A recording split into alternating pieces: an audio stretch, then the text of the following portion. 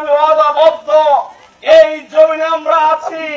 শালম স্যারের প্রত্যেকটা ঘরে ঘরে গিয়ে আমরা খবর নেব। আপনারা জানেন আমাদের এই দেশকে একটি সমৃদ্ধশালী দেশ করতে হলে আমাদের যাকাত পন্থার কোন বিকল্প নাই। যাকাত পন্থা চালু করলে পরে এদেশে আর অভাবী থাকবে না, অসহায় থাকবে না। আমাদের আমির জামাত ডাক্তার শফিকুর রহমান বলেছেন, খরচ যেভাবে বেড়েছে দিন শেষে আপনারা হিসেব করে দেখবেন যে কৃষি কাজে অনেক লস। ঠিক কিনা বলুন? জামাত ইসলামী ক্ষমতায় গেলে কি আপনাদের ধান বেশি হবে? হবে কি? আপনাদের কিভাবে কৃষি করার ক্ষেত্রে খরচ কমিয়ে আনা যায়, খরচ কমিয়ে আনা যায়, কিভাবে সারের মূল্য কমানো যায়, কিভাবে ঔষধের মূল্য কমানো যায়, কিভাবে মানুষকে সুলভ মূল্যে এই কৃষি কাজ করানো যায়, সেই ব্যবস্থা করানো হবে ইনশাআল্লাহ। সম্মানিত উপস্থিতি, পরিশেষে আমি শেষ করব একটি ছোট্ট কথা দিয়ে। যেই জায়গাটায় মানুষ সবচেয়ে সংবেদনশীল, সবচেয়ে দুঃখ কষ্ট ভোগ করে আপনার সমাজে আছে, সেটা হচ্ছে এই দেশের বেশিরভাগ ইয়াতীম সন্তানরা। এই সন্তানদের খোঁজ কোন রাজনৈতিক দল নেয় না। কি বলেন নাই? জামাত ইসলামী শুধু এখন আশ্বাস দিচ্ছে না, বাস্তবে এই আওয়ামী লীগের আমলও নিয়েছে। আপনারা জানেন আমি নিয়েছি, আমি তার পাশে আছি।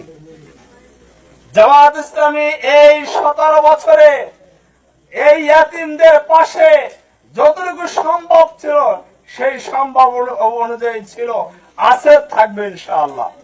সম্মানিত উপস্থিতি, আমি আপনাদেরকে আশ্বাস দিচ্ছি,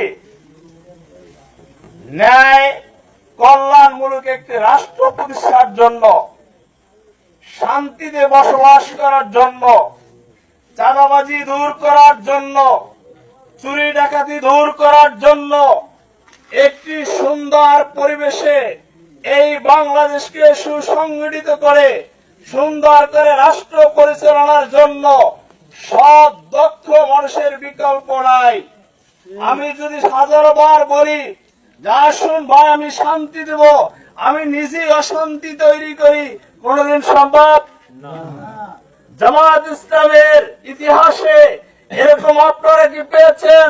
তাদের মন্ত্রী হয়েছে চুরি করেছে, তাদের মন্ত্রী হয়েছে, এমপি হয়েছে দুর্নীতি করেছে, দূরবীন দিয়ে খোঁজা হয়েছে। মতিউর রহমান নিজামী, শহীদ আলী হাসান, মোহাম্মদ মুজাহিদ, শহীদ আল্লামা দেলোয়ার হোসেন সাঈদী, তাদের দুর্নীতি কি কখনো ধরা পড়েছে? তার মানে হচ্ছে তারা শুধু ইসলামের কথাই বলে না, নিজের ইসলাম প্র্যাকটিস করে।